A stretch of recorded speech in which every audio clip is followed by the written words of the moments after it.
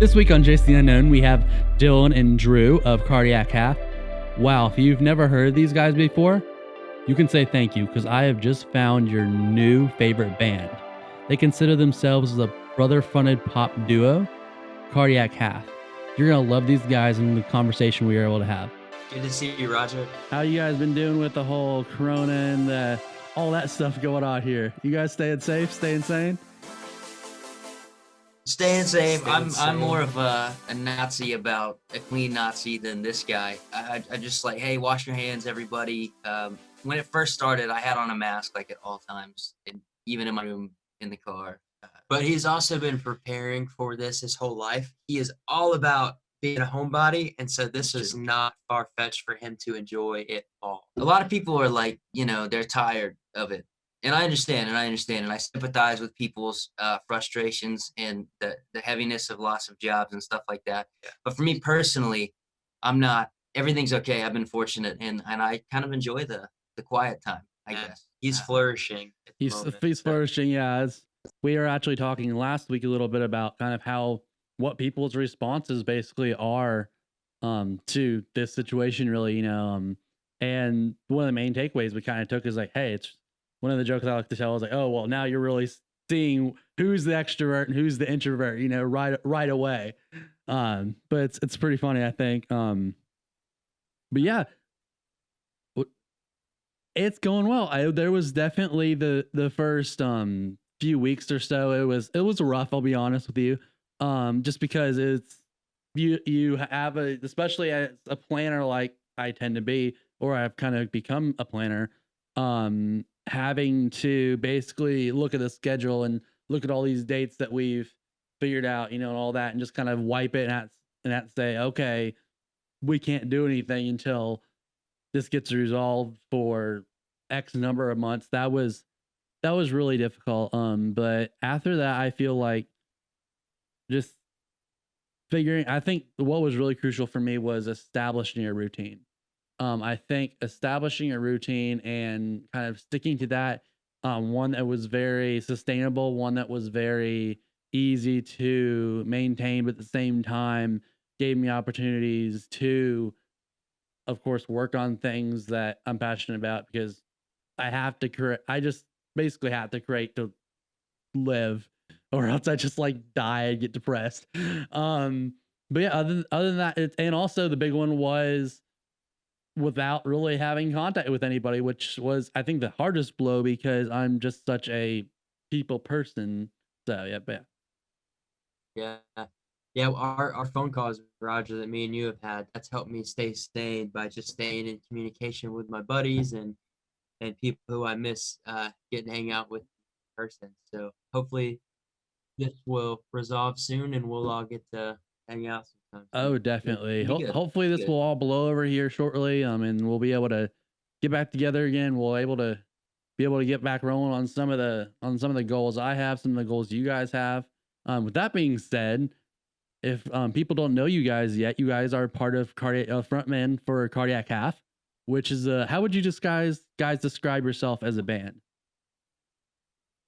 Yeah, well, so the brother vibe has always been our strongest quality. We have our moments, I think most family members do, but we always overcome that.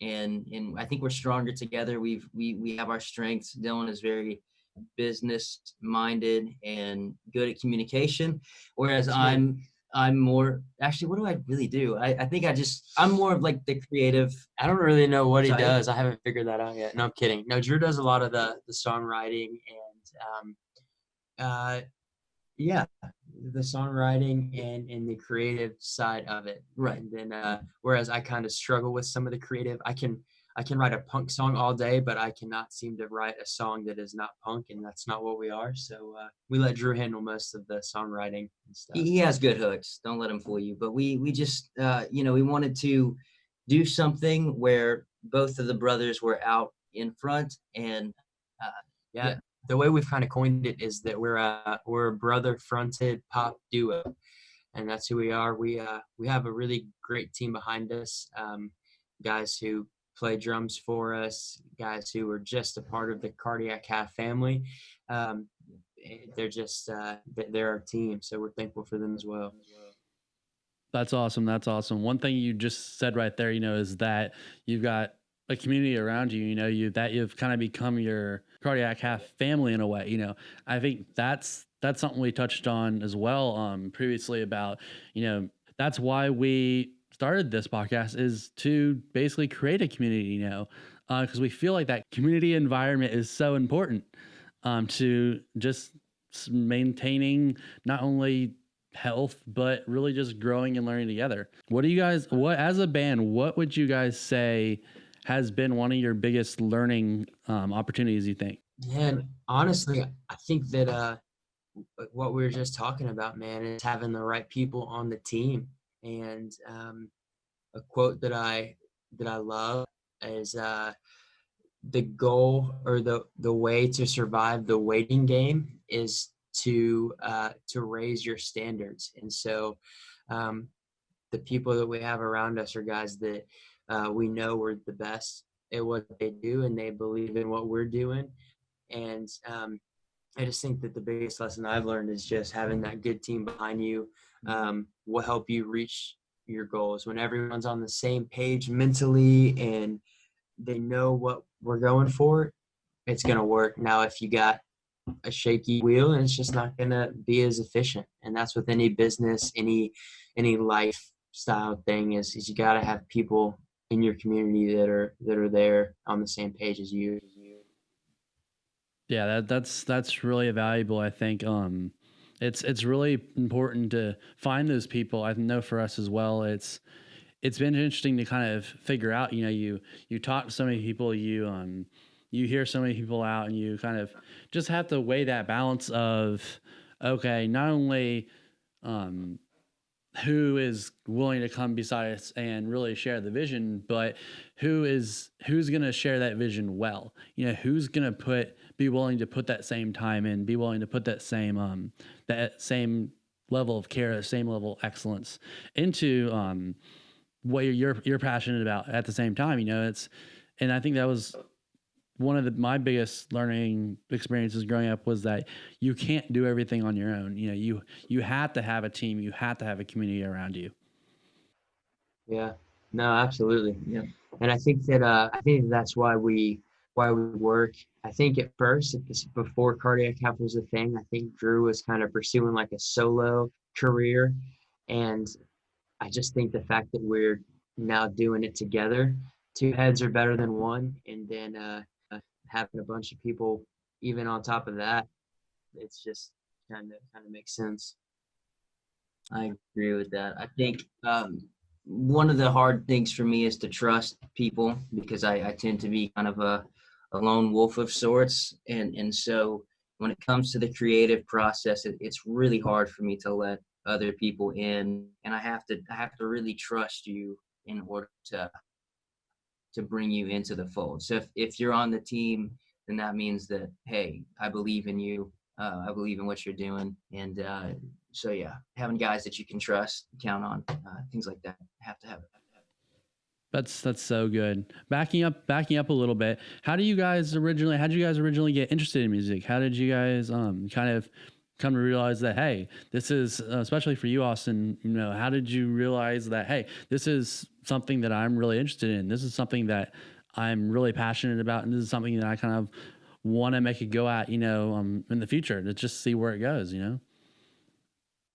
Yeah, honestly, well, so going way back, our mom and her parents were in a Southern gospel band. My grandparents started back in the 60s. Yeah. And then my mom was born into that on the road. And so even when she was pregnant with me, she got some time off. And then once I was born, she was right back out on the road with them, touring around. And like the next weekend, I think she was traveling with this like 5-day-old baby. It's yeah. cool. And so it's in our blood. It's kind of got this, it's weird. I'm a homebody, but I also I have the gypsy, I just want to get out on the road, and I want to go and meet people and go to new places and stuff like that.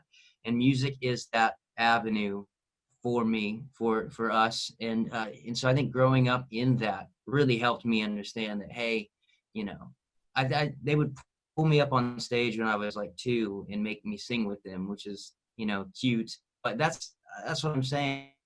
And like we're just born into it. Yeah. Yeah, and then we both studied music in college, worship leadership, and we were both in different ensembles that traveled across the Southeast. And to me, that was my biggest learning experience in college. Classes were one thing, but the actual road experience, being in a band, getting to road manage, that's kind of what I learned the most. And so I knew going out of high school that I wanted to do music. I wanted to do music at that point too. But I think that our college traveling experience really helped us kind of groom what we wanted with that. And that was to be on the road, be traveling, doing music that we write, that we record. That's so awesome. Like you said, this is kind of how I discovered that we've got to do this. Would you say you guys are in the same kind of that same boat in the way of like, we have to make music or else? Like that's something that we're just so passionate about, that we have to create, we have to make music, because that's just part of who we are. Yeah. Yeah, I agree. I noticed, I'll be honest, there are times when a lot of seasons I go through, I'm like, why do I do what I do? But if I'm not doing it, then I'm more depressed. I feel like I'm more dissatisfied with the way that things are, and what I could be doing to improve my craft, my writing, stuff like that. So just not getting discouraged, I think, is a huge learning curve lesson for me. Well, and like you said, like Drew said, there's nothing else that I could see myself doing. There's nothing else that we can do. So with that in mind, now it's like, all right, so what do we do? What do we do to get there? Because that's the only option for us. Yeah. I think what you said, Austin, is so powerful about the fact that, you have times when you ask, why am I doing this? What you really kind of doubt your ability, you doubt your almost worthiness of creating music, or for what I do, for creating projects, creating media, creating story that I'm personally really invested in. Of course, I think that's a really integral part of the creative process, is that you have those moments where you doubt yourself, you ask yourself, am I good enough? But I think that's really what is at the core of a creative. Not being afraid to ask yourself those really hard questions is what's going to drive you forward and is going to make you better ultimately as a creative and as a person, really. Yeah. You're right. 100%. You're right. 100%. I think it makes you better when you go through those seasons. I really do. And one thing we're passionate about is being open with that. A lot of the lyrics that Drew writes are very vulnerable. And it's something that I think that we find joy in, is being open with how we write, because we're not trying to just make money. We want to be genuine with people. We want to get to know them on a personal level. We want them to know us on that same level. And so I think being vulnerable with lyrics is something that Drew's pretty good at, and something that we take pride in. But we also like to, other extreme with lyrics as well, maybe not being so. It just depends on the song or the season, but yeah, that's right.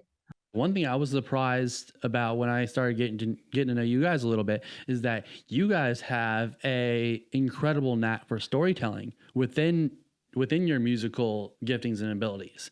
Can you talk a little bit about that, just about how kind of your storytelling has kind of grown over the years and how you've kind of learned that? Because I know your last music video, Medicine, had a storyline, and then your next video coming up, I know shortly, continues the storyline. And I was just blown away, because I haven't seen really anybody. I know of one other band that has done that type of continual storyline through multiple videos over multiple years, but that's just such a cool idea. I think that's such a good idea. Thanks. Because it really keeps your audience invested as well. Right. Well, it didn't start out that way. In fact, Medicine, even in pre-pro, talking about what we wanted to do for the video, there wasn't going to be anything. It was going to be a standalone thing. But then like the day before, we had some cool ideas that we felt like would help create the next song that I was working on at the time and bring that to life. And I said, you know what, dude, let's make a storyline out of this. So we told our videographer, and so he made some last minute changes to make that possible. But we just kind of went through that day like free balling it a little bit. And but and writing honestly, as we went. yeah, and honestly, that change though, like it inspired so Oh, much yeah. of first of all getting our story out there and the story that we want to tell, and then just with who we are, man, like it's given us so much inspiration for the future. Instead of just spitting out just random songs, we're actually creating like a story in and of itself. Um, so yeah, it's pretty cool. And I mean, Drew started writing when he was like, when did you write that first book? Oh, I mean, I dabbled in writing as a kid, elementary school. But what's funny but, about this first book that he wrote, it was like, oh, it was yeah, a straight up rip off of the Hardy Boys. yeah. So, like Frank and Joe Hardy are the main two brother characters. Their dad's a cop. Drew had us being Drew and Dylan brothers, where our dad was a cop. And Dad's not even a cop. He's in ministry, so So it was like it was awesome, and he did a good job being so young and writing it. But and it ripping was off. it was straight off. But this is not. So the medicine in the preceding or the videos that will follow, they are what we're calling the last initiative, and that's kind of the name of the universe in the book. So that kind of now we're trying to tie in the loose ends and finish writing that process. But we used a lot of creative influences from stuff like Supernatural, The Walking Dead, it's Stranger Things. It is based in a post-apocalyptic world, Yeah. and so it's kind of like Drew said, a mix of a bunch of things, but it's our own though, and that's what's so unique. And something cool that we haven't really announced is that there's actually going to be a novel that that we write that has these three parts. Basically, it's going to be 3 videos that we're releasing in this storyline. First one came out in January. The next one's coming out in May. We just announced, and the third one's going to be out later in the summer. But with that, we're going to also have a novel that tells those 3 stories, plus some before, some in between, and some after. So we're pretty excited about that. Because what we're trying to do with the story, it's so hard to encapsulate a story into a 3.5 minute music video, so there has to be some background and some interweaving parts that have to be explained. And so that's what the novel is going to do. I'm currently in the process of working on that. So yeah, very excited about it. And I think it's something that that we can be proud about because, like you said, Roger, I don't know of many bands making a video storyline plus music and then a novel. Like I think that we're going to have a very niche market, and I think that that's something we've always wanted. That is so cool. I definitely relate with that in the way of that is so cool that you guys are having the opportunity really to do something that is so in a way niche that so many people haven't done it. That it's something that you're kind of creating a part of your brand, and that's so cool. I didn't know about the book thing. That is so cool. Yeah. That's a little bit exclusive for the podcast here, I guess. Yeah, that's a special nugget just for you, Roger, and your listeners. But don't let him fool you. I think I wrote the first chapter a while back, and I sent it to Dylan. I was like, dude, what do you think about making like a novel or like a short story series about these videos and expanding the universe a little bit? And he was like, that's a terrible idea. I don't remember that, but he tells me that happened, and I don't know. But then he changed one day, and he's like, you know what? That's actually I'm pretty sure I came back to you and I was like, Drew, I got it. What if we created like a novel and some short stories? And you were like, dude, I literally told you that. I was like, did you? But anyway, we'll agree to disagree. So. What would you say is your favorite part of this the entire process? We would call just creativity in general and things you do with the band. What would you how would you describe your favorite part of that? Man, I That's a good think question. just getting to do it as family, because family values to us, it's what we were raised, and I think that's some of the most important thing. And so getting to do that as family, our parents are our biggest supporters. You'll catch them at every Cardiac Calf show wearing their beautiful Cardiac Calf t-shirts. Check them out at cardiaccalf.com. And Sponsor plug. No. getting, yeah, that wasn't a plug, but Shameless plug. and having their support, and just getting to pursue this as family, but also I think the satisfaction that it brings from us pursuing this, like we said, there's nothing else that we can do, and so each thing that we release, each time we do something, it's our measure of success, and to me, that's been the best part of it. Yeah. Achieving that. Doing it with family, I agree. I think another facet of it is it's just being creative and enjoying the whole process from, hey, you know what, I have this idea for a hook in a song. I've got some ideas for lyrics or whatever it may be. You have this seed, right? And then to watch that seed grow into something that's great, that you feel very proud of at the end, and you're excited about sharing that with people and letting them put their own spin on it. You know, maybe it means something completely different to somebody else, and so it's very cool to hear people's feedback. But yeah, I just love the entire process. It's not always an easy process, but it's a great process, very necessary. Yeah, and the harder that the process is, the better the product is. That's what we've kind of seen in our time. The things that are just not done in the best way, any shortcuts that we've ever tried to take, it's always been obvious with the final product that that was a shortcut and it's not our best work. But the things that we put sleepless nights into, a lot of money and a lot of time, those are the things that just turn out to be the best, that we're the most proud of. Yeah, that's awesome. Is there? We're about to getting ready to wrap up here very shortly. But before we go, do you guys have any advice you would give to anybody that's coming up in the music industry, or is really just mainly this is all just a dream to them to say, hey, this would be so cool to. I'm passionate about music. I'm passionate about storytelling. Do you have any practical advice or that you could give someone in that boat?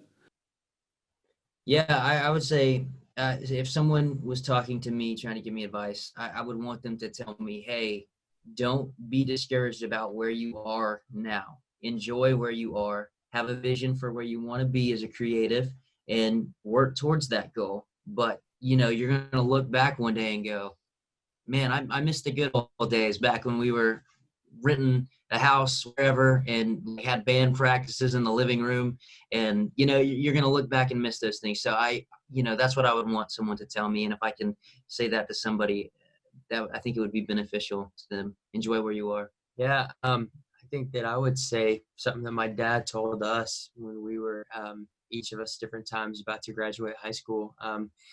He said, pursue a career in something that you're passionate about, that you would do even if you weren't getting paid. And so there's that doesn't mean you can just go out and just think that the world's going to fall in your lap. You do have to earn it. You do have to make choices and sacrifices to pursue it. But if you don't pursue what you love, you're going to look back and you're going to regret it, because we only get one life. And, you have to do it smart financially, but you can still pursue your dreams and pursue what you love, pursue what you're passionate about, without giving up. Yeah, don't give up. Don't give up, even when it's hard. But definitely, I think that's a mistake a lot of people make, is that they tend to put conditions on their dreams. They put conditions on their passions, where you just said they think they have to be completely financially set. They have to be completely to set up with the producer. They've got to do this. They put conditions on things and stuff there. So therefore it stops them from just going after something that they're passionate about at the end of the day. Yeah, that's right. Yeah. In closing, do you guys have anything you'd like to plug or anything else? You gave a little plug about your website earlier, but is there anything else you want to plug or any announcements or anything like that? I would say that our new song is in video. It's coming out May 22nd. There is a link to pre-save the song in our bio on Instagram and our website and Facebook. I would encourage, if anyone's interested at all, to go and check out the last song, because you're going to want to be caught up to speed before you see the next video. Yeah. And It's called Medicine. Go find Medicine. last one's called Medicine. The next one's going to be announced very soon what the title is. So we're excited, and we would love to have anyone be a part of this with us. Yeah, and you're at Cardiac Calf on Facebook, Instagram, and all that, or is it another handle? That's it, man. All Cardiac Calf. Thank you guys for taking the time to chat for a few minutes and just kind of talk about some of the meaning behind Cardiac Calf and what you guys are passionate about, really. Yeah. Of course. Yeah. Hey, thank you for having us, Roger. Really means a lot. We're grateful for you, and we're Yeah. grateful that you're on our team with us, because we have some cool things coming up between the three of us as well. Yeah. So it's going to be good. And you'll see Roger in the next video. So Yes. That's right. I am in the spoiler. I am in the next video. I'll be honest, that was a little bit of a growing experience for me, because I am actually not the most comfortable person in front of a camera, oddly enough. That's been a learning and growing experience for me as well. But yeah. But you work magic behind the camera too. Yeah, So, true. you know, Well, and two, Roger, you've seen the final video that is under very tight wraps. I have not shared it with anyone, I You- promise. You did. are you interrogating him No, now? but Is that you, what's no, happening? but you did a great job. You did exactly what we saw needed to happen. Well, Dylan and Drew, guys, thank you so much for coming on the podcast today. It's been so much fun just to talk to you a little bit about your creative process and your heart for family and why that affects what you do when it comes to, storytelling and even your songwriting,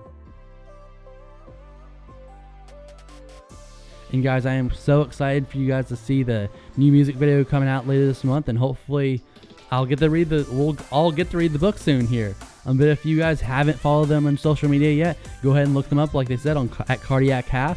Till next week, go and chase your unknown.